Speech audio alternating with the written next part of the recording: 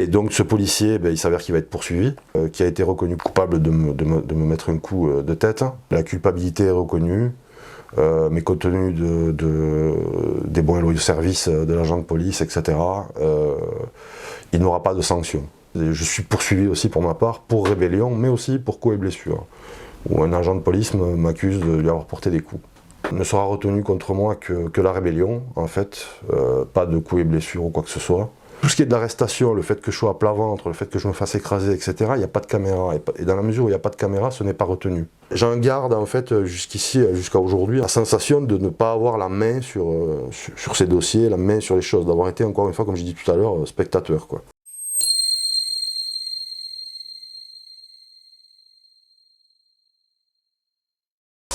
Bonjour, ravi de vous retrouver après une longue pause. On vient de publier une vidéo qu'on avait tournée il y a presque un an, voilà, donc pour diverses raisons.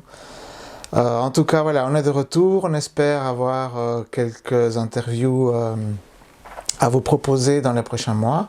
Donc, vous savez, hein, Tinker Jaune, c'est un média de 2 gilets jaunes belges qui veulent partager toutes leurs rencontres et alimenter le débat public avec du contenu, des militants. Évidemment, on n'est pas toujours d'accord avec ce que les gens disent. Le but, c'est de susciter le débat. Donc, on vous invite vivement à réagir en commentaire pour préciser des choses qui ne seraient pas justes ou pour donner votre avis simplement ou simplement vos impressions. Ou nous encourager aussi. Pour ça, évidemment, merci de vous abonner, de liker, de partager ces émissions. Ça augmente toujours le référencement, donc c'est toujours positif. Tinker Jaune a l'habitude d'inviter donc des experts et parfois aussi des témoins d'événements qui nous semblent importants. C'est le cas de David Gallardo, l'invité du jour. Donc lui, il travaille en Belgique depuis 20 ans, mais il est français, c'est un Catalan. C'est une figure des Gilets jaunes belges. Mais on ne le connaît pas trop, donc aujourd'hui on va le découvrir. On ne le connaît pas trop parce que voilà, il a eu des soucis au début de son engagement et il s'est retiré un peu de la circulation depuis lors. Et donc en fait il a eu un parcours judiciaire assez compliqué dont il va nous parler aujourd'hui. Il va nous parler de son engagement et des difficultés à affronter la machine judiciaire belge, mais je crois que c'est assez valable pour beaucoup d'autres pays et institutions en fait. Donc bonjour David. Bonjour. Tu aimerais ajouter quelque chose pour te présenter personnellement ? Comme tu as dit, voilà, je travaille à Liège depuis 20 ans, j'y suis arrivé en 2003. Je viens de Perpignan. Donc avant de commencer, est-ce que tu peux résumer en quelques minutes donc, tout ton parcours, donc surtout juridique, donc ce qui s'est passé et les péripéties judiciaires qu'il y a eu depuis lors, et où tu en es maintenant, parce que c'est pas fini. Oui. Alors par quoi est-ce qu'on peut commencer ? Mon engagement en Gilets jaunes donc, débute à la mi-décembre en 2018 et il se termine, on va dire, le 26 janvier 2019 quand je me fais interpeller sur un barrage Gilets jaunes à Sclessin. Qu'est-ce qui s'est passé en gros là ? Alors, ce qui se passe ce soir-là, c'est que j'accompagne des camarades Gilets jaunes après une soirée de vœux du PTB et une réunion ensuite qu'on a tenue, une réunion informelle. Certains décident d'aller sur le barrage de Sclessin. À ce moment-là, j'en suis à un peu plus d'un mois d'engagement. Ça s'est passé à la station-service, à la Q8 à Sprimont sur Liège. Et c'était jour et nuit, c'était dans le froid, c'était une expérience qui était assez intense mais aussi assez éreintante. Et à ce moment, le soir de l'interpellation, donc après un mois d'engagement, je suis fatigué, j'ai pas envie de participer à ce barrage et donc je reste dans ma voiture. Ma voiture qui est conduite par un camarade qui se rend sur le barrage. Il se fait interpeller ainsi qu'un autre. Et on vient me réveiller en fait, puisque moi je m'étais assoupi entre temps, j'attendais qu'il termine et qu'on parte. On vient me réveiller, je suis à côté avec sa compagne dans la voiture et on vient nous dire qu'on les embarque. Et donc j'ai un réflexe que j'ai depuis le début de mon engagement, c'est-à-dire que sur la station, sur la Q8, j'ai toujours été au devant des passages de la police pour voir si tout se passait bien, etc. J'ai toujours essayé de me porter garant d'un certain équilibre en tout cas et d'un respect. Donc c'est ce que j'ai voulu faire à ce moment-là. Je suis sorti pour, dans un premier temps, demander où est-ce qu'on embarquait le compagnon de la camarade qui était avec moi, et aussi histoire de récupérer mes clés de voiture. Et donc, à partir de là, je me suis avancé devant le combi de police, main levée, en signe de paix. Je l'ai contourné du côté de la portière, et qui s'est ouverte, et d'où a surgi une policière qui m'a repoussé une première fois devant des témoins. Et je me suis relevé toujours en ayant cette idée fixe de savoir où est-ce qu'on embarquait le camarade, de récupérer mes clés. Et à ce moment-là, tout bascule, puisque il y a plusieurs agents de police qui se jettent sur moi, me plaquent au sol et m'interpellent en fait.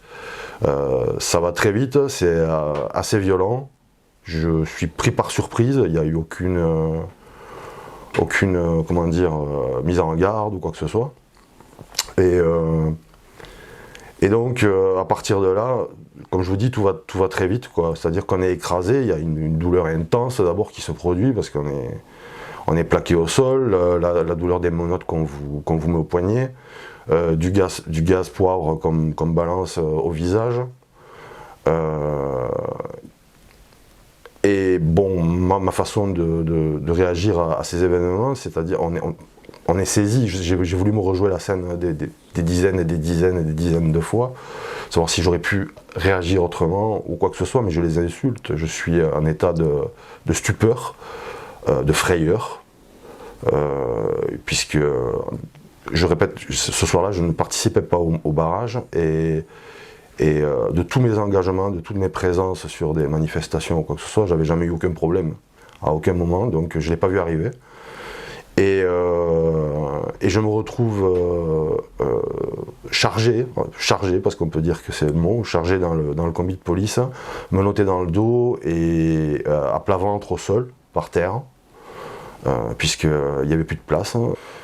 Prennent place des policiers. Bon, à partir de ce moment, en fait, depuis que j'ai été plaqué au sol, à ce moment-là, et jusqu'à mon arrivée au commissariat, je ne sais pas à qui je m'adresse, je vois pas, je veux dire, c'est assez chaotique, hein, je vois pas le visage des policiers clairement, mais je continue à les insulter jusqu'à ce qu'on arrive au commissariat, duquel on me sort du combi par les pieds, on me traîne comme ça, on me sort du combi comme ça, bam, je tombe face contre terre, on me relève, on m'amène, on me fait rentrer dans le commissariat jusqu'à la salle de fouille où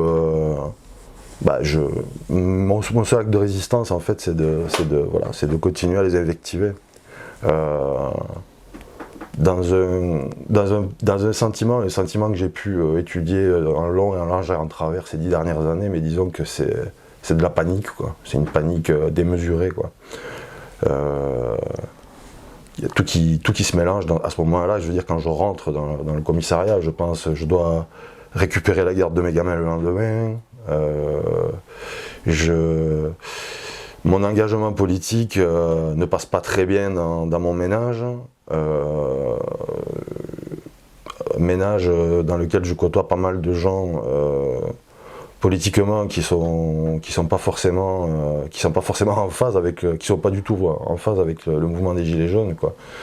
Donc je pense à tout ça et je me dis qu'est-ce qui va se passer, et bon, En tout cas là sur le moment, ce qui se passe, c'est que je suis en panique totale. Donc je me retrouve dans la salle de fouille, face contre le mur, où je me fais à chaque fois maintenir par un agent de police qui, à un moment donné, qui va se retrouver seul avec moi, que je vais continuer à insulter, qui va me taper la tête contre le mur. Je vais m'écrouler, on va essayer de me réveiller, de me rafraîchir, etc. Et puis bon, ça se terminera dans ma cellule. Voilà, pour les faits en tout cas. Oui. Et puis, donc après, il y a eu toutes les péripéties judiciaires. Tu peux un peu les résumer? Alors, les résumer.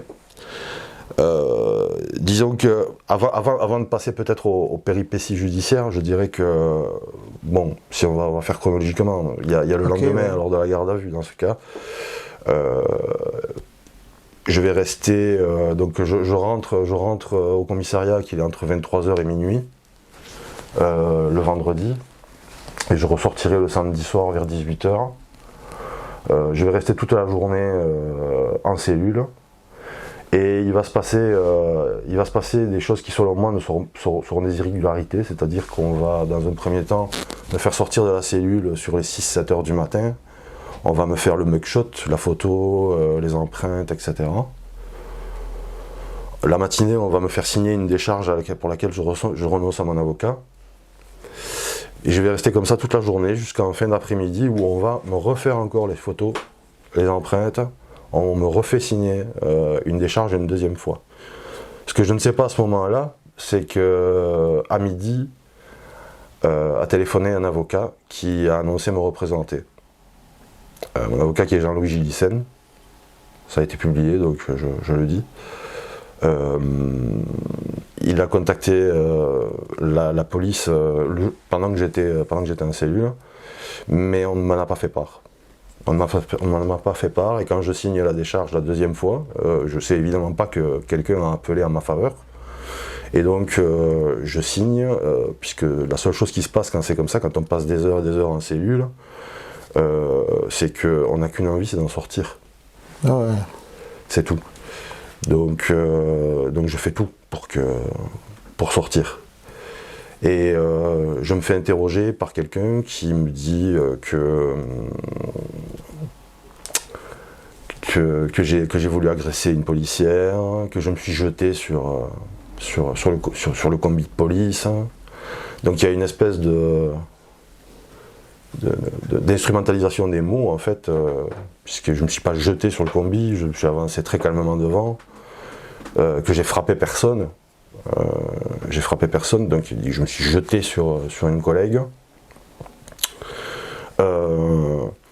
Et bon, je ne saurais pas restituer tout l'entretien comme ça, de mémoire évidemment. Maintenant, il y a une chose qui revient assez souvent, c'est vous avez des coups, mais personne ne vous a frappé, vous êtes sûr que vous n'êtes pas fait ça tout seul? Il me demandait à l'époque. C'est un moment assez lunaire, quoi. Je lui dis non, je n'ai pas fait tout seul, je veux dire. Les traces qu'on voit sur le visage, parce que j'ai pas été tabassé, c'est pas tabassé, j'ai été dans une lessiveuse, quoi. Voilà, quand on se fait embarquer, etc. On m'a pas roué de coups, c'est pas ce qui s'est passé. Les traces que j'ai sur le visage, elles sont dues quand je me fais écraser la tête par terre et que je me fais attacher au frottement avec le goudron. J'ai plus tiré de blessures psychologiques, de dommages, de traumas psychologiques que de dommages physiques. C'est dans cette affaire. Mais bon, ici, puisqu'on en est à la garde à vue et à l'audition qui en suit, je continue, et donc à aucun moment je n'admets avoir agressé qui que ce soit ou quoi que ce soit. Le policier me demande si je vais aller porter plainte. Je lui dis que je ne sais pas. Je dis voilà, je ne sais pas, quand je vais sortir, je dis voilà, j'estime que ce qui s'est passé n'est pas normal, et donc que dans la mesure où j'étais arrêté, je vais m'exprimer, etc. Je sais pas, mais je sais pas encore de quelle façon. Je veux dire, j'en sais rien du tout. je veux dire, cette audition se termine, et quand on termine, au moment de me relâcher, de me laisser ressortir, l'officier me demande, puisqu'il s'avère qu'on m'attend à l'extérieur, et il s'avère qu'on m'a cherché toute la journée, en fait, puisqu'on a baladé les gens jusqu'au palais de justice, etc., en prétextant que j'allais comparaître immédiatement, pour pas qu'on me... Enfin, je veux dire, on les a menés à droite à gauche, quoi. Pour finir, ils m'attendent à l'extérieur du commissariat de Natalis, et on me demande d'apaiser les choses quand je sortirai, avec l'appréhension que mes camarades voient ma tête, en fait. Donc ils avaient peur qu'il y ait du grabuge, qu'il commence à y avoir du bordel ou quoi que ce soit, donc je dis ben oui, c'est pas un problème, je vais calmer l'histoire. Donc je suis sorti, j'ai calmé l'histoire. Et donc à partir de là, donc on est vendredi, on est le samedi cette fois-ci. Le dimanche, le samedi soir je sors, et le dimanche a lieu un rassemblement des Gilets jaunes au Guillemin, auquel je me rends. Et deux pigistes de Belga et de Sud Presse viennent me pour me demander des détails de l'affaire, me poser des questions sur cette affaire, sur l'arrestation. Et à tous les deux, je leur dis que je ne souhaite pas m'exprimer. Je dois prendre contact avec l'avocat qui a appelé pour moi quand j'étais en garde à vue, alors que je ne le savais pas. Je dois le voir le lundi suivant. Donc je ne m'exprime pas. Et donc je choisis de ne pas m'exprimer, et malgré tout, le lundi, avant même que j'aille voir mon avocat, paraît un article de la Meuse où on me prête des intentions, où on me fait raconter un récit de ce qui s'est passé, etc. Mais que je n'ai pas formulé, qu'on ne m'a pas demandé en fait. J'ai pas parlé à un journaliste, j'ai pas fait d'interview, j'ai rien demandé, donc je suis assez circonspect de ce qui se passe. Mais je vais pas chercher plus loin. C'est inédit pour moi, et bon, je me dis voilà, bon, c'est peut-être comme ça que ça se passe, hein, donc voilà. Et quelques jours après, le journaliste qui a publié cet article, avec qui j'étais en contact téléphonique, et à qui j'ai dit aussi que j'attendais de voir un avocat, etc., m'appelle en me disant qu'il a des mauvaises nouvelles, parce que il s'avère qu'on aurait regardé les vidéos de ma garde à vue, de mon passage en cellule, et on a regardé des vidéos durant lesquelles on voit clairement que je suis en train de m'infliger des coups, et de mettre en scène en fait une agression, que j'ai des comportements qui sont curieux, que je tombe de mon lit à un moment donné. Donc effectivement, c'est vrai qu'une fois je tombe de mon lit, enfin c'est pas un lit, c'est un renfoncement avec un matelas qui pue la pisse. Et donc je dis à ce journaliste, je dis c'est pas possible, je dis les vidéos, vous avez vu les vidéos, quoi que ce soit? Il me dit non. Je dis mais vous pouvez, si vous vérifiez pas l'information, vous pouvez pas publier. Il me dit c'est une source sûre. Il me dit c'est une source sûre, c'est une source de la police, je ne peux pas faire autrement. Le soir, j'essaye d'appeler mon avocat, mais on est le soir et l'avocat n'est pas joignable. Et je crois qu'il faudrait regarder les dates, c'est le 8 février si je ne m'abuse. Paraît ce qui va s'avérer être une des pires choses qui sont arrivées dans mon existence, c'est-à-dire un article de presse en première page de la Meuse, du journal de Liège, où mon nom et mon prénom est accolé à l'indicatif en prétendant que je me suis mutilé dans ma cellule et qu'aucun coup n'a été porté par des policiers. C'est un peu... Fait, là c'est le sol qui se dérobe sous mes pieds, quoi.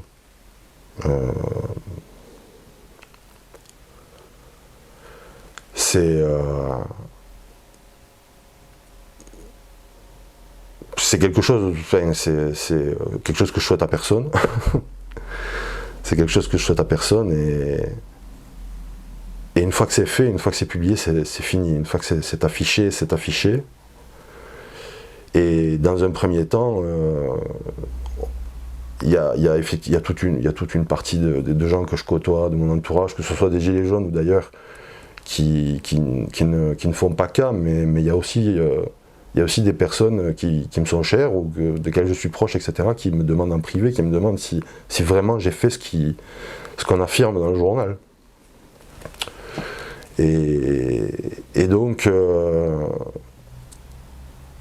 ce n'est qu'après ce moment-là, en fait, c'est après la parution de cet article, que je prends définitivement l'intention de déposer plainte, en fait. Donc tu es retourné en commissariat pour poser plainte? Non, dans ce cas, c'est l'avocat, c'est toute une procédure où c'est l'avocat qui dépose la plainte, emmène un juge d'instruction. Ah oui. Donc ça se passe comme ça. Non, je n'ai pas dû me représenter à la police. Ça aurait été cocasse. Ouais, ça aurait été particulier.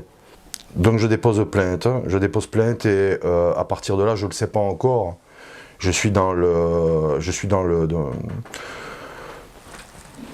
choc de l'apparition de l'article. Je veux dire, c'est quelque chose qui va rester pendant des mois, mais disons que la procédure judiciaire, elle, va prendre énormément de temps et que je ne le sais pas à ce moment-là quand je dépose plainte, mais c'est quelque chose qui va durer des années, jusqu'à aujourd'hui.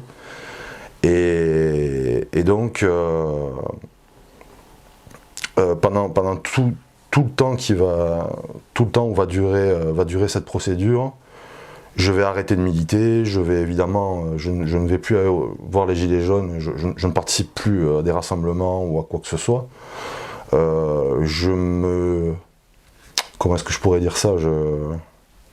Je m'assigne à résidence, tout seul. Et je me coupe progressivement de tout. Je reste sur les groupes. À l'époque, il y avait des groupes WhatsApp, etc., sur lesquels on discutait. J'essayais un petit peu de rester, mais disons que je ne peux pas m'ôter de l'idée en fait que la parution de l'article fait que des gens doivent vraiment se dire que j'ai fait ce qu'il était écrit, et je me sens ridicule en fait. Je vis une honte comme jamais j'ai vécu de mon existence, quoi. Tout ça en plus mêlé au fait qu'à ce moment-là, la répression des Gilets jaunes, c'est quelque chose qui existe, mais j'ai pas une main arrachée, j'ai pas perdu un œil. Il m'est pas arrivé physiquement, je n'ai pas été mutilé. Et donc je me sens moindre, en fait, et encore plus parce que on tente de me discréditer, et pour moi, à mon sens, c'est ce qui se passe, c'est que je suis complètement discrédité. C'est pour donner, cet article de presse a le don de m'enfouir sous terre, mais aussi de foutre un coup aux Gilets jaunes liégeois. Puisqu'à l'époque, comme vous savez, chaque article de presse, chaque reportage télévision, etc., était occupé à savoir quand est-ce que ça s'essoufflait, que c'était en train de se casser la gueule, que les gens se désolidarisaient, etc., etc. Je veux dire, la propagande à l'époque de la classe dominante, c'était ça, c'était absolument... Donc, j'ai vraiment eu l'impression d'avoir apporté ma pierre en fait à la diminution progressive du mouvement des Gilets jaunes, quoi, en tout cas à Liège, quoi. Et donc de ce fait, ben voilà, je suis resté cloîtré chez moi, quoi. Oui, à Liège, il y a eu une grosse répression. Moi-même, j'ai fait un cachot à Liège. Et il y a aussi eu des interpellations massives à un moment donné pour organisation terroriste, je crois, ou quelque chose comme ça. Oui. Quelques mois plus tard. Oui, ça a été quelques mois après. C'était avec Stéphanie, notamment. Ouais, c'est ça. Donc, je me rappelle qu'à l'époque, il y avait des collectifs qui proposaient l'aide juridique, etc., qui avaient un gros soutien, etc. Pour ma part, j'ai pas fait appel à tout ça, mais j'ai eu, on va l'aborder par après, c'est-à-dire que je suis militant politique français et ce sont mes camarades français, en fait, chez qui j'ai sollicité 2 cagnottes en l'espace de quelques années pour couvrir mes frais de justice, donc ce qui m'a pas mal aidé. Même si je me suis mis en retrait, j'ai quand même tenu un fil rouge avec mes activités de militant, etc., dont je parlerai par après. Mais disons que ce qui s'est passé, si vous vous rappelez, voilà, bon, il y a 2019 et puis 2020, c'est le Covid. Le Covid arrive et ça va diluer encore plus l'histoire, les faits dans le temps. Il s'est pas passé, il n'y a pas donc les faits ont lieu en janvier 2019 ça passera au tribunal en décembre 2021, donc 2 ans après Covid, etc. Après qu'on ait eu l'accès au dossier, puisque l'accès à l'enquête qui est une retranscription en fait des vidéos, une retranscription écrite avec quelques photos, etc., un pavé énorme. Les premiers mois qui suivent le dépôt de la plainte, en fait, mon avocat demandera à plusieurs reprises accès au dossier, on ne nous donnera pas accès au dossier. Voilà. Ne me demandez pas pourquoi, j'en sais rien. On n'aura pas accès. On y aura accès en 2021, après que je lève une seconde cagnotte auprès de mes camarades. Et ça a eu, parce que c'est triste à dire, mais je veux dire, l'affaire elle avançait aussi à la condition que j'injecte de l'argent. C'est comme ça que ça se passe. Et c'est ça qui rend l'exercice très difficile. Et donc on a eu accès au dossier fin 2021. On est passé en ce qu'on appelle une chambre du conseil où on décide des orientations que vont prendre les poursuites, vers qui on engage, on continue, on confirme les poursuites, etc. Comment ça se passe? Ça s'appelle une chambre du conseil. Et c'est en fin 2021 que ça a eu lieu. Et suite à la consultation du rapport, il apparaît qu'un policier, contrairement à ce qu'avait dit le journal, m'a porté un coup, me tape la tête contre le mur, comme je disais au début, quand j'explique un petit peu vite fait la soirée. Et donc ce policier, il s'avère qu'il va être poursuivi. Il va être poursuivi pour le coup. Et que de mon côté, ça va pas se passer comme ça non plus. Hein. Je suis poursuivi aussi pour ma part, pour rébellion, mais aussi pour coups et blessures. Où un agent de police m'accuse de lui avoir porté des coups. Le jugement pour les poursuites que j'ai subies va avoir lieu en décembre 2023, donc là on était en décembre 2021, donc c'est encore 2 ans après, où ne sera retenu contre moi que la rébellion, en fait, pas de coups et blessures ou quoi que ce soit. Violence légère due à la cohue pendant l'interpellation et donc violence prescrite par le tribunal. Jugement auquel la policière, une des policières qui me poursuivait pour rébellion, va faire appel. Cet appel, je vais comparaître ici en janvier 2025. Donc je dois passer un appel pour cette histoire. Et le policier qui a été reconnu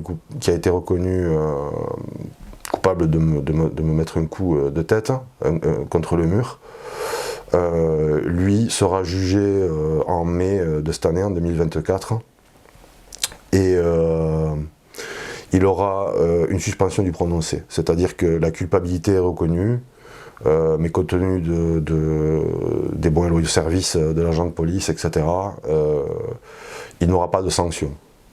Donc voilà ce qu'il a eu, et j'avais demandé des réparations morales qui n'ont pas été reconnues par le tribunal. Il faut dire que le tribunal en fait s'attache à ce qui est tangible. C'est ce que ça m'a révélé cette expérience en tout cas, c'est-à-dire que on est concentré sur le dommage physique, sur le dommage physique, mais pas le dommage psychologique en fait. Sauf s'il a des conséquences matérielles, c'est ça?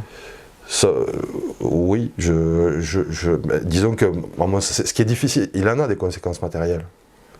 Il a des tas de conséquences. Il faut montrer les preuves de dommages matériels, voilà. Et il faut montrer le lien. Il faut démontrer le lien, et c'est ça qui est dingue, c'est que c'est que tout n'est pas, tout ne figure pas sur des souches ou sur des, Bien sûr. sur des bonnes visites, quoi. Ce n'est que la face émergée de l'iceberg, quoi. C'est rien du tout. Et en plus, donc c'est un peu dans le désordre ce que je dis, mais bon, quand on décide de poursuivre le policier, il faut savoir que moi j'ai déposé plainte. Encore, je rappelle que je ne sais visualiser aucun des agents de police, je ne connais pas leur nom, ils n'ont pas leur nominette, j'ai pas leur nom, je ne sais pas qui c'est. Donc moi je dépose plainte contre X, contre la police de Liège. Bien sûr. Et au tribunal, quand on est en chambre du conseil pour statuer qui on poursuit, qu'est-ce qu'on fait, je me retrouve avec des agents de police qui sont nommés, qui sont convoqués, qui me poursuivent. Et à qui aussi, qui doivent répondre de la plainte que j'ai déposée, mais c'est des agents qui étaient présents, etc., etc. C'était pas forcément, je leur ai pas demandé à eux spécifiquement de venir. Je veux dire, à ce moment-là, on n'est pas maître de la procédure, quoi. Je veux dire, une fois qu'elle démarre, ensuite, elle prend le chemin que le parquet, que le juge va lui donner, c'est-à-dire que c'est une affaire qui est très intense, qui dure très peu de temps, pour ce qui est de l'arrestation, etc., etc. C'est assez violent. Mais tout ce qui est de l'arrestation, le fait que je sois à plat ventre, le fait que je me fasse écraser, etc., il n'y a pas de caméra. Et dans la mesure où il n'y a pas de caméra, ce n'est pas retenu. Quand on va statuer sur les choses. Il n'y a pas de caméra, donc on statue pas. On part du principe que les policiers ont fait une interpellation, qu'elle a été faite en bonne et due forme, etc. Voilà, c'est tout. À aucun moment j'ai parlé du fait que j'étais à plat ventre dans le combi. À aucun moment j'ai pu parler qu'il n'y a pas eu de mise en garde ou quoi que ce soit avant de m'arrêter, de me plaquer à terre. Et donc on est spectateur de tout ce qui se passe en fait finalement, et du coup on se retrouve entraîné. J'ai choisi la solution difficile, c'est-à-dire que j'ai pas pris des avocats commis d'office, des prodéos comme on dit ici en Belgique. J'ai demandé les services d'un avocat qui pour moi qui est un bon avocat, et donc mais qu'il faut payer, donc qu'il faut payer. Alors on parle d'un montant au début, mais quand on est au début de l'affaire, il va s'écouler des années et des années et des allers-retours au tribunal pour statuer précisément. Et à chaque fois qu'on se rend au tribunal, c'est des frais qui s'accumulent et qui s'accumulent, quoi. Mais quand on est dans la machine, après, une fois qu'on est pris dans la machine, on n'a plus d'autre choix que d'aller au bout, d'autant plus qu'on est poursuivi de l'autre côté. C'est-à-dire que... Donc, on ne réfléchit pas à un moment donné, voilà, il faut y aller, on fait tout ce qui est nécessaire, et c'est-à-dire, même quand on ne le peut pas, c'est payer l'avocat pour que les choses avancent, quoi. Et c'est ce que j'ai fait, comme j'ai pu, quoi. Comme j'ai pu. Maintenant, voilà, ici, au bout du compte, des réparations morales, je n'en ai pas obtenu. J'ai obtenu un dommage qui m'a permis de payer une partie de mon avocat. Donc voilà, c'est quelque chose.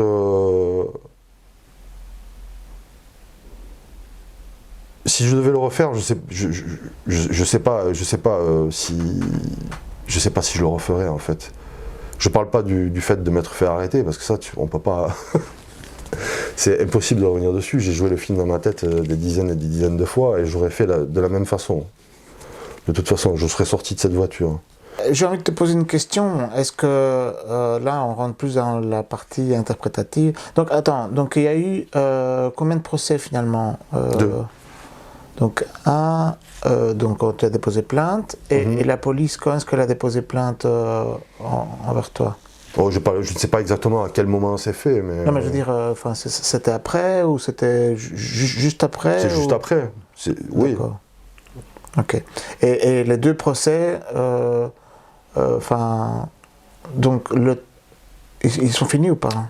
Alors, donc, le procès où j'étais victime, où un policier était poursuivi, il est terminé. Il a eu une suspension du prononcé. C'est terminé. J'avais le choix de faire appel pour réclamer des dommages qui ne m'ont pas été reconnus. Je ne l'ai pas fait. J'ai arrêté. Pour le marathon financier dont je parle, et le marathon psychologique dont je parle. Je veux dire, à un moment donné, il faut tourner la page. Voilà. Donc cette page-ci, elle est tournée. Ce qui n'est pas terminé, donc, c'est un des agents de police qui m'a poursuivi pour des rébellions et pour des faits de coups et blessures. Elle a été déboutée en décembre 2023, mais elle a fait appel, et donc là, ça doit repasser. Ça, c'est pas terminé encore. Oui, donc la première réaction que j'ai, c'est quand même incroyable. Toi, tu n'en veux pas personnellement à un policier X ou Y. Toi, tu as déposé plainte contre la police. C'est l'institution policière qui est en question, pas... Oui, tout à fait. Il y a un policier, et encore une fois, il y a une histoire, il y a tout un pan de l'histoire qui est par rapport à l'article de presse, où à ce jour, je n'ai pas engagé de poursuite ou quoi que ce soit, parce qu'il fallait, disons, pas les moyens nécessaires, les moyens financiers nécessaires pour engager encore une procédure en plus.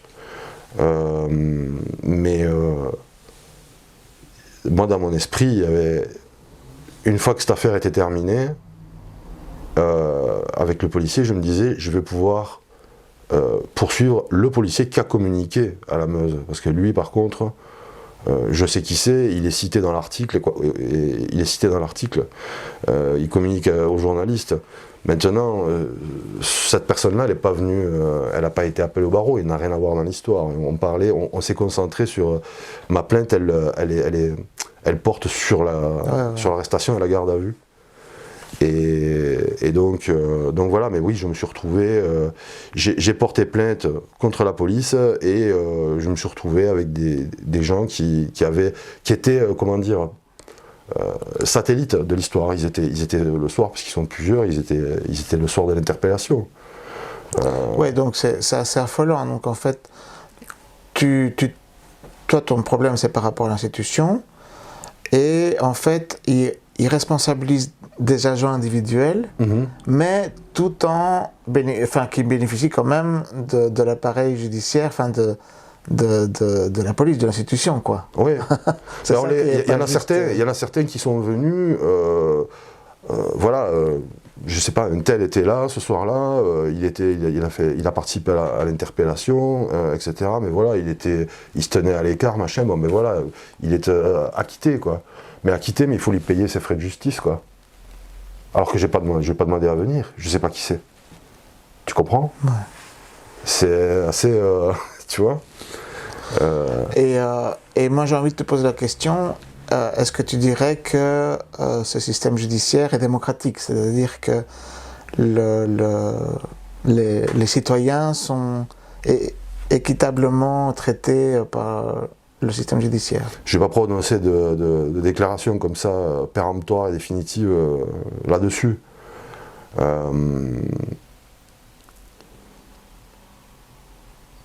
Mais disons que c'est... Oui, c'est basé sur sur ton ressenti, c'est pas une thèse de doctorat. Non, je sais que c'est pas une thèse de doctorat, mais disons oui, qu'il y a une justice de classe, oui, clairement, il y a une justice de classe, il faut avoir les moyens d'être une victime. Il faut avoir les moyens de se défendre. Déjà, il y a déjà une question de moyens, mais d'après ce que tu dis, c'est pas que les moyens, donc c'est vraiment... On rentre on ne maîtrise pas vraiment les rouages maîtrise que dalle. Que la justice que prend, dalle, voilà, on découvre au fur et à mesure. C'est-à-dire que au tout début, il y avait des dates de comparution, et quelque chose qu'ils appellent des dates calendrier. Donc on se déplace, ton avocat se déplace, il vient, tout le monde vient, mais on vient pour mettre en place des dates auxquelles on va revenir. Et toutes ces dates auxquelles on va revenir, tu dois y être, tu dois venir, des fois tu ne dois pas venir ou quoi que ce soit, mais quoi qu'il en soit, ton avocat, lui, il vient, ou il envoie quelqu'un. Et c'est à chaque fois... des frais, des frais, des frais. Et je ne peux pas m'empêcher de penser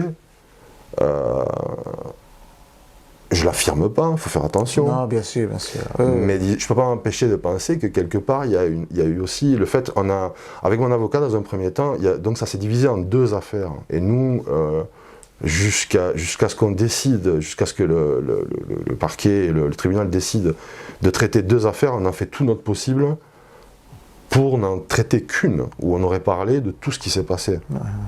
Donc, je ne peux pas m'empêcher de penser qu'il y a aussi la volonté de m'essouffler, de me crever, de ne pas être, à un moment ou à un autre, de lâcher par KO au niveau de l'argent, de ne pas pouvoir suivre. Et comme je ne peux pas suivre, ben, je vais lâcher l'affaire, quoi. Et j'ai pas lâché l'affaire. Mais on passe par des moments, je veux dire, voilà, à chaque oui, j'imagine le stress avant chaque... à chaque date, hein, ouais. Et comme tu parlais des rouages tout à l'heure, quand tu connais pas au début, ben voilà, tu as une date, ben c'est une date où on va parler des prochaines dates, en fait, mais pour toi c'est une foutue comparution, quoi. Donc c'est t'apprêter, c'est aller là-bas, et puis t'arrives avec une boule à l'estomac, là, comme ça, tu te fais un film des trucs, est-ce qu'on va me parler, est-ce qu'on va me demander quelque chose, ou quoi que ce soit. Non, il se passe rien, t'es là, bonjour, levez-vous, voilà. Et limite, tu comprends même pas ce qu'ils ont dit. Non, parce voilà, c'est tout du jargon technique. J'ai fini par dire que, voilà, quand on travaille avec un avocat, on travaille avec un traducteur, en fait. Oui, c'est ça. Oui. Un traducteur, parce que c'est hermétique à souhait, le langage judiciaire, et donc en fait la personne elle est là, ouais, aussi pour vous traduire en fait de quoi il s'agit et qu'est-ce qu'on fait, quoi. Et donc j'en garde en fait jusqu'ici, jusqu'à aujourd'hui en tout cas, la sensation de ne pas avoir la main sur ces dossiers, la main sur les choses, d'avoir été encore une fois, comme j'ai dit tout à l'heure, spectateur, quoi. Donc voilà. Et j'en sais pas plus maintenant, au bout de 6 ans, quoi, hein, je veux dire, simplement, voilà, quand ça se concrétise et que, voilà, quand il y a un policier qui va être entendu, etc., on se dit, je me suis imaginé qu'il y a des échanges, qu'on parle, qu'il y a des débats, etc., mais il n'en est rien, en fait. Il y a une discussion qui est assez triangulaire, hein. Voilà, il y a le juge et il accorde, on prend la parole dans un premier temps, ensuite la partie adverse prend la parole, mais une fois qu'on a pris la parole, la partie adverse va pouvoir dérouler et dire tout ce qu'elle veut, etc. Ensuite, nous, on n'a pas un droit de réponse, c'est terminé, c'est dit, et on s'en va, on se lève et on s'en va, à la prochaine. J'ai jamais eu l'impression qu'on m'a demandé j'ai jamais pu expliquer en fait la souffrance que ça a été, les années qui ont suivi ce qui s'est passé, quoi. Et ce qui s'est passé, ça part de la garde à vue jusqu'à l'article de presse, quoi. Oui, donc en fait on dit souvent que le but de la justice c'est de faire éclater la vérité judiciaire. Toi tu as plutôt l'impression que ça a plus embrouillé qu'autre chose. Oui. Je pense que, bon, il y a l'article de presse où on affirme que personne ne m'a porté de coup. On a réussi, on est passé avec mon avocat pour mettre un policier dans le tribunal par le chat d'une aiguille, vraiment. Vraiment, parce que pour le même prix, ça ne serait peut-être jamais arrivé, quoi, en fait. Ouais. Donc, ouais. Ok, tu as quelque chose à dire encore par rapport à toutes ces procédures judiciaires? Ce que je voudrais rajouter, oui, je crois que si je devais... encore aujourd'hui, je me rends compte, parce que ça fait longtemps qu'on doit discuter, si je peux dire, je me rends compte qu'après tout ce temps, je n'arrive pas encore à mettre des mots sur la souffrance. Mais disons qu'on va dire que quand je suis gilet jaune, je n'ai pas d'emploi. Et que ensuite, après la garde à vue, après l'article de presse, suit 2-3 mois dans lesquels je suis vraiment au fond du trou. Je n'ose pas sortir de chez moi, j'ai l'impression que c'est sur mon front, il est écrit que je suis un malade mental qui met en scène des agressions dans une cellule. Et je dois chercher du travail aussi. Et Et là, je vais aux entretiens, donc je passe des entretiens d'embauche, etc., avec la trouille au ventre, qu'un DRH cherche mon nom et mon prénom sur Internet et tombe sur ce qui a été écrit, quoi. Et à chaque fois, c'est des petites choses comme ça. Et c'est arrivé souvent ou pas? J'ai jamais eu de remarques. J'ai jamais eu de remarques, mais j'avais la trouille, quoi. Ouais. J'avais peur, quoi. Peur de me retrouver comme ça, de ne pas savoir expliquer, mais somme toute de chercher un boulot et de devoir travailler, quoi. Mais voilà, bon, j'ai trouvé un travail, j'ai même trouvé un travail en mai de 2019, donc je veux dire 5 mois après, quoi. Donc heureusement, parce que j'ai eu ce travail que j'ai trouvé et auquel j'ai pu m'accrocher aussi et qui m'a permis de ne pas perdre pied pendant toutes ces années, quoi, par rapport à ça. Et de payer ton avocat. Et de payer mon avocat accessoirement, oui. Et maintenant, voilà. Oui, non, je vais raconter aussi, je vais expliquer que, en fait, l'avocat que j'ai eu au début de l'affaire m'a représenté jusqu'en 2021, mais ensuite, proche de la retraite et sur des affaires qu'il occupe aux Pays-Bas, à La Haye, au tribunal de La Haye, etc., a remis l'affaire à son fils. Et son fils a repris la défense en 2021. Ici, je ne fais pas de service après-vente, hein, je vais pas... mais quoi qu'il en soit, il a été beaucoup plus pressant avec l'argent. Et il m'a représenté, en fait, jusqu'à la comparution du policier qui a eu une suspension du prononcé. Et là, pour l'appel qui aura lieu, il a arrêté de me défendre. Il s'est dessaisi du dossier, parce que je lui dois encore... je n'ai pas terminé de le payer, donc voilà. Bon, pour la déontologie et pour l'éthique, on repassera, mais voilà. Entre-temps, j'ai pu faire reprendre mon affaire par un conseil juridique que j'avais déjà, qui traite d'autres affaires à moi. Donc c'est toujours, je suis toujours représenté, il n'y a pas de souci avec ça. Maintenant, j'ai dû vivre aussi ça. C'est-à-dire que quand un avocat vous laisse tomber, il y a aussi, vous vous posez plein de questions, vous dites, mais en fait, bon, c'était vraiment uniquement financier, et maintenant, voilà, bon, enfin, c'est fait, terminé, j'aime pas ce passage. D'accord. Ouais. Alors, on va parler de ton engagement comme gilet jaune. Alors, qu'est-ce qui t'a fait sauter le pas et rejoindre les petits camarades de Liège? Ben voilà, donc ici, pour ça, en fait, je vais, et là, ça va être rapide, j'espère. Ici, j'ai 49 ans. Maintenant, j'ai milité politiquement sur le tard. J'ai commencé à militer en politique en 2017 pendant la campagne présidentielle en France. J'ai milité en faveur de Jean-Luc Mélenchon, de la France insoumise et d'un programme qui a été mis en place et qui est toujours d'actualité, c'est l'avenir en commun. J'ai donc commencé à militer dans ce cadre et j'ai donc fondé en 2017 un groupe d'action, puisque la France Insoumise fonctionne avec des groupes d'action. À Liège, j'ai fait un groupe à Liège pour les militants français expatriés de l'étranger qui vivent à Liège en Belgique. Oui, et qui votent aussi. Et qui votent en France, qui votent pour les scrutins nationaux. Et donc j'ai commencé à animer un groupe de cette nature où on organisait, il y avait des manifs qui étaient organisés contre Macron suite après l'élection. Bon, ça. Avant les Gilets jaunes, il y a eu des mobilisations qui étaient organisées par la France Insoumise, auxquelles j'ai participé. Et ça nous mène donc de 2017 à fin 2018, où je me rends à une convention de la France Insoumise à Bordeaux, le 8 et 9 décembre à Bordeaux. Et là, sur l'autoroute, je vois des Gilets jaunes, en fait.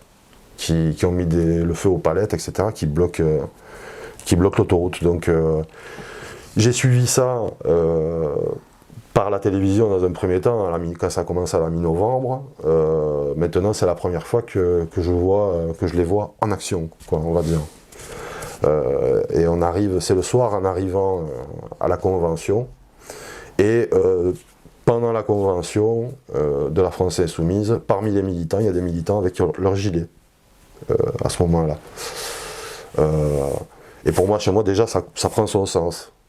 Je me dis, et ça me rassure aussi, parce que quand on envisage les gilets jaunes par la voie des médias et qu'on n'a pas du tout mis les pieds dedans, qu'on ne sait pas du tout ce que c'est, etc., vous savez bien on en dit, il y a des accusations en extrémisme de droite, etc., etc. Donc je veux dire, moi je me retrouve avec mes camarades en France, dans le cadre politique de la France Insoumise, et il y a des gilets jaunes qui sont là. Des gilets jaunes, des militants insoumis, qui ont mis le gilet en fait. Et donc il y a un appel aussi de Jean-Luc Mélenchon à ce moment-là de participer de plein pied au mouvement. Parce que c'est quelque chose qui est la spontanéité du truc, etc. Le fait que ça puisse, le caractère révolutionnaire du mouvement fait qu'il exhorte donc les militants à participer, ce que je fais quand je reviens à Liège après la convention. Je me renseigne, il y a une mobilisation intersyndicale à un moment donné où je retrouve des camarades de lutte politique, et je vais pour la première fois c'est à Bonne Fortune, à Grasse-Ologne, un zoning, et je mets pour la première fois le gilet en fait.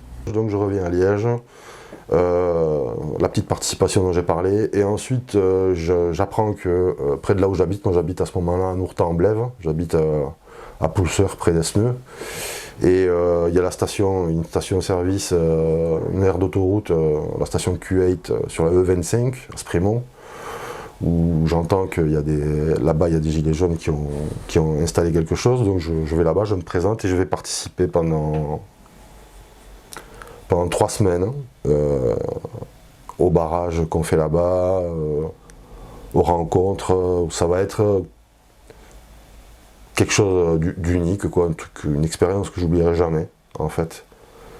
Je veux dire en termes humains, c'est-à-dire un brassage de gens, de milieux, de tous horizons, qui passaient nous voir avec vraiment le sentiment, au fur et à mesure que les jours passaient, qu'il y avait de plus en plus d'intérêt pour ce qu'on faisait, là où on était, quoi. On avait vraiment le sentiment de participer à quelque chose, quoi. Ton expérience avec les gilets jaunes de Liège, tu vas approfondir un peu ou... À quel niveau?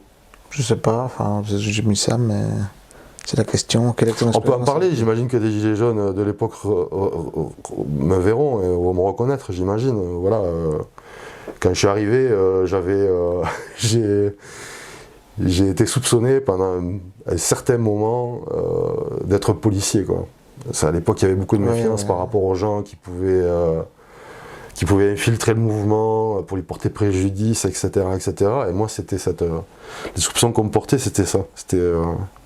Maintenant, quand je suis arrivé, quand je me suis présenté, je me suis présenté en tant que militant politique, militant pour la France Insoumise.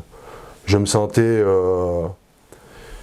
j'avais pas l'impression de faire du prosélytisme dans la mesure où j'appartenais à un mouvement qui est étranger. Donc, je veux dire, pour moi, ça posait pas de problème. Voilà. Donc dès le début, donc c'est comme ça, en fait, c'est par ce biais que j'ai participé aux Gilets jaunes. C'est par une logique, par extension, par rapport à mon engagement politique, en fait. Oui, c'est ça, donc ceux qui s'engagent dans la politique, c'est pour changer les choses, et puis donc voilà, là il y avait vraiment une vraie manifestation populaire, et donc il était normal pour certains militants de s'engager là-dedans, même si, ok, du côté des Gilets jaunes, il y avait toujours de la méfiance, légitime aussi. Donc, Et pour chacun, je suppose, enfin, oui, pour chacun d'entre nous, je veux dire, chacun avait ses raisons, ses convictions, ses origines, etc., etc. Donc, je veux dire, pour moi, à titre personnel, je crois que pour d'autres gens aussi, pour moi, les Gilets jaunes, ça avait une résonance par rapport à la Révolution française démente, quoi. Je me disais, Jean-Luc Mélenchon parle beaucoup d'étincelle qui mettra le feu à la plaine. Ben ça, c'en était une. Et il parle aussi beaucoup de la Révolution française. Et il parle beaucoup de la Révolution française, à laquelle je suis vachement attaché. Et pour moi, c'était les sans-culottes, moi. Les Gilets jaunes, c'était les sans-culottes. C'est une des choses qui me portait, quoi, quand j'en ai fait partie. Ouais, par rapport à tout ce que tu as vécu, je sais pas si ça vaut la peine de revenir un peu sur l'article qui est paru dans la Meuse. En fait, ce qui t'a le plus porté préjudice, tu as dit, c'est pas tellement le procès, malgré tous les rebondissements et toutes les vexations, c'est vraiment cet article. Ouais. En fait, puisque tout à l'heure, c'est quelque chose que j'ai oublié de dire, c'est que quand tu as les dates de comparution qui arrivent, qui vont se pointer, tu as aussi une peur supplémentaire suite à cet article, c'est l'article qui va aller avec. Si un article va sortir. Ouais. Et il y en a eu quelques-uns, je sais pas, je les ai pas comptés, il y en a quelques-uns qui sont parus à mon sujet. Tu as eu droit à un suivi médiatique. Ouais. Mais toujours avec la même photo. Cette photo-là, tout le temps. 2 ans après, 3 ans après, tu vois la photo, tu vois ton nom, tu vois ton prénom. La sémantique de l'automutilation, etc., elle a été abandonnée très très vite. En fait, cet article avait vraiment un seul but. On n'est plus revenu dessus, puisqu'après, ils n'ont pas eu d'autre choix que de publier notamment un article où il s'est avéré qu'un policier était poursuivi et qui avait porté un coup. Mais dans l'article, tu verras pas que, à l'époque, nous avions dit que, mais en fait, non, tu penses bien, hein, je veux dire, ça va pas arriver, ça. Hein. Donc il n'y a pas eu de mea culpa, on n'est pas revenu sur les choses. Ça, c'est pas fini, cette chose. C'est pas terminé, et bon, même si on parle ici d'un article qui a 6 ans maintenant, que tu peux toujours le trouver sur Google, il faut vraiment aller le chercher pour le trouver, j'admets. Mais il existe toujours. Personne ne l'a supprimé, quoi. Alors que c'est faux, c'est un mensonge. Hein. Et que ça figure c'est à la disponibilité de n'importe qui, quoi. Donc il y avait ces articles, oui, des articles, il y en a eu quelques-uns. Il y en a eu quelques-uns qui sont parus. Il y a eu le dernier en date, c'est celui qui a fait suite au jugement du policier, où on a mis que j'ai pas obtenu ce que j'espérais, etc. Comment est-ce qu'ils savaient ce que j'espérais? Ils n'en savaient rien, ils ne m'ont pas demandé. Mais voilà, je me suis habitué à être spectateur, quoi, du truc. Donc ça c'est pas réglé, oui. C'est l'article de presse qui m'a vraiment détruit. Ouais. Et puis une question, est-ce que si c'était par rapport au procès, est-ce que si c'était à faire, est-ce que tu le referais? Et quel conseil donnerais-tu à des gens qui sont amenés à prendre ce genre de démarche?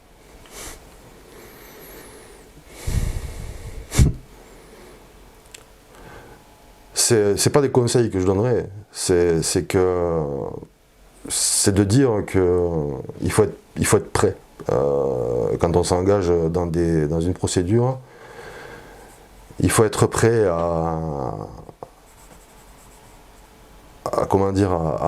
investir de l'argent, quoi. À investir de l'argent, à investir du temps. Pourquoi on ne fait pas le boulot de l'avocat, mais le temps qu'on passe avant, après les passages au tribunal, etc. Quel conseil, cette angoisse, et puis ensuite cette décompression qui a lieu après le passage, où on s'est rendu compte que toutes les choses qu'on a fantasmées qui pouvaient se passer lors de la comparution, l'article qui finalement n'est pas paru, qu'on a eu peur qu'il paraisse, etc., tout ce dont j'ai parlé avant, tout ça c'est... T'as la date où tu passes au tribunal, et puis t'as des jours et des jours et des jours comme ça, où t'es comme... Enfin, moi, en tout cas, en ce qui me concerne, quoi. C'est pour ça que j'étais comme dans un sous-sol où tu vois, tu as des petites fentes comme ça, des petites fenêtres, où tu vois que le monde tourne à l'extérieur, et toi, tu es là, et tu le regardes tourner, mais t'es pas dedans, quoi. Ouais, il faut être armé, quoi. Il faut être armé, ouais, c'est ça. Quel conseil Enfin, armé de manière symbolique, on s'entend. Armé comme personne, quoi. Ça m'embête de dire qu'il ne faut pas espérer. Parce que si tu engages la procédure, c'est que tu dois. Mais il faut garder à l'esprit, et c'est ça qui peut être. Qui peut détruire et qui peut faire beaucoup de mal, c'est qu'on s'en rend très vite compte qu'on ne va pas obtenir ce qu'on veut, ou qu'on s'est fait une idée du déroulement des choses qui n'a rien à voir avec ce qui se passe en réalité, quoi. Encore une fois, c'est une affaire, l'affaire du policier qui a été poursuivi, c'est quelque chose qui a duré pendant 5 ans, et qui a traité d'un coup contre un mur, quoi. C'est tout. C'est tout. Je veux dire, avant, quand on m'a arrêté, que je me pointe dans la salle de fouille, etc., que je suis dans un état de choc, etc., où j'insulte les gens, machin, je n'apparais pas dans cette salle. Il y a tout un truc, tout un déroulé qui fait que je suis trimballé comme un sac de pommes de terre ou comme du bétail, quoi. Voilà, je suis chauffé à blanc, quoi, en fait, en réalité. Chauffé à blanc et effrayé, quoi. Effrayé complètement. Ouais. Et je me suis éloigné de ta question pour ce qui est des conseils. Mais c'est que je ne sais pas si j'arriverai à donner des conseils. Non, mais oui, c'est ça, c'est ce qu'on voit, c'est pas. Je sais pas. Ouais, c'est que parce que je suis tout à fait conscient en plus que, je veux dire, oui, comme tu disais, tu as annoncé la nature de notre entretien, c'est un témoignage, et c'est comme ça que je le prends, et c'est un témoignage de quelque chose que vivent des tas et des tas de gens qui ont participé à ce mouvement et qui sont peut-être dans un trou encore plus profond que le mien, mais vivants. C'est ça qui est horrible. Oui, et pas seulement des Gilets jaunes, il y a beaucoup d'autres militants, écologistes, syndicalistes qui ont le même genre de problème. Hein. Mm-hmm. Oui, c'est. Et bien d'autres. Enfin. Il y a toute une, il y a tout un système qui se met en place pour dissuader, oui, et pour te t'ôter l'envie de remettre le nez dehors et de monter sur une barricade ou de faire un blocage ou de faire une manifestation.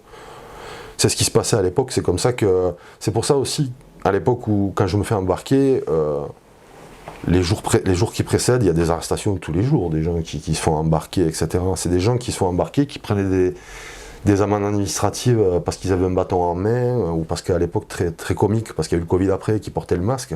Combien il y a eu de gens qui ont pris des amendes administratives à cause du port du masque? Des amendes administratives complètement démentes. C'était des assignations à résidence. Si tu vas prendre 4000, tu te fais avoir, tiens, paf, 4000. Pas de jugement, rien, une amende, bam, 4000. Tu restes chez toi. Et puis il y avait les déterres, il y avait tous ceux qui étaient déterminés, je veux dire, et qui s'en foutaient. Mais aujourd'hui, j'en connais aussi qui se sont retrouvés avec des amendes, etc. Et ça disparaît pas, ça. Hein. Et il y avait cette répression là, comme ça, qui était. Il y a eu 2 phases. Il y a eu le mois de décembre où il y avait, quand on était sur la Q8, il y avait un accueil favorable. Il y avait le passage des policiers que j'allais voir à l'époque qui n'étaient pas de notre côté, mais en tout cas qui disaient que ce qu'on faisait c'était louable, que c'était bien, qui reconnaissaient que. Mais à l'époque déjà, des policiers nous disaient, mais quand la province nous dira que vous devez partir, on vous fera partir. Donc il y a un moment donné, c'est arrivé en janvier 2019, je ne sais pas à quel moment exactement ça commence, mais disons qu'il y a eu un basculement et que là ça a été beaucoup plus musclé, etc. On a décidé de mettre un frein au truc, ouais. Tu as le mot de la fin, tu as la conclusion. Waouh. Le mot de la fin. Quelle serait ta conclusion par rapport à tout ce qui est arrivé, par rapport au procès, qu'est-ce que tu as envie de dire En fait, voilà, ce que je vais dire très simplement, c'est que l'interview qu'on fait aujourd'hui ici, pour moi, a une valeur et une charge symbolique et émotive qui est énorme, parce que c'est bon. En parlant, évidemment, j'ai pas l'impression, je ne restitue pas tout tellement il y a de choses à dire. Mais disons que pour moi c'était un passage. Ça fait 5 ans que, excepté quelques posts de temps en temps sur un réseau social de boomer comme Facebook, je poste ou je reçois mes anniversaires, j'ai plus trop parlé, exprimé d'opinion, etc. J'avais à cœur en faisant cette interview pas de tourner une page, mais de commencer à pouvoir regarder le passé sans dégoût de moi-même, parce que c'est un des sentiments que ça a généré, la calomnie, la diffamation, et que quand on aura terminé, et que je pense que je me dirai, voilà, j'aurais dû parler de ça, j'aurais encore dû aborder ceci ou cela. Maintenant, j'espère en fait, par cette interview, j'ai dit ce qui me touchait personnellement, par cette interview, que d'autres personnes qui sont dans le même cas que moi, c'est-à-dire qui ont des procédures en cours ou qui n'ont pas engagé de procédure ou quoi que ce soit, pas se sentent moins seuls, mais disons que, comment dire, j'arrive pas à trouver les mots. C'est dingue. J'arrive pas à trouver les mots. Non, mais j'arrive pas. Moi, je ressens en tout cas. Je sais pas comment dire. Aujourd'hui, beaucoup de sincérité dans ton propos, et surtout, tu nous partages une expérience qui peut être vraiment très utile pour ceux qui veulent mieux comprendre ce que c'est le monde judiciaire, et effectivement pour ceux qui sont empêtrés là-dedans. Ouais. Donc voilà. Ouais. À ce titre, oui, évidemment, je suis disponible. C'est pour quelques personnes que ce soit qui veuillent se mettre en rapport avec moi et partager son expérience, évidemment, il n'y a aucun souci, quoi. Il n'y a aucun souci avec ça, et si ça pouvait être une des finalités de ce qu'on fait aujourd'hui, ça serait déjà pas mal, quoi. Absolument. Donc je voulais quand même te proposer, si tu étais d'accord, de proposer aux spectateurs d'éventuellement remplir la cagnotte pour toi, pour t'aider dans tes démarches. Tu as encore des dettes par rapport à l'ancien avocat, d'après ce que j'ai compris. Oui, j'ai encore des dettes. Il y a eu 2 cagnottes, comme j'ai dit, qui m'ont bien aidé. Maintenant, voilà, ici le chemin n'est pas terminé, et donc effectivement, voilà, si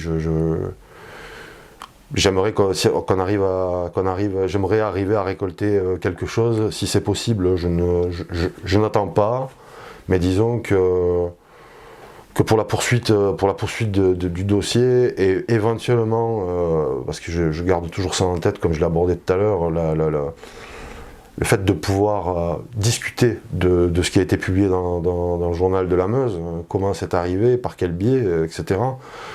Si j'arrivais effectivement à mobiliser les moyens nécessaires pour ça, effectivement, ça serait un grand pas. Donc à ce titre, oui, si qui souhaite participer à ma lutte, de m'aider dans la mesure de ses possibilités. Ok. Un grand merci alors. Merci à toi, et merci à Doc. Ouais. C'est la thérapie est gratuite. Ça va. Pas celle-ci en tout cas. Je voulais pas vous quitter sans. C'est un peu plus personnel. Donc il y a 3 jours, il y a une camarade qui nous a quittés. Elle est uruguayenne comme moi. Elle a des parents qui ont participé avec les miens à des grandes marches. Des grandes luttes en Uruguay, je parle d'il y a 50 ans, pour améliorer le sort de leurs concitoyens. On l'a croisé dans une action pour Deleuze.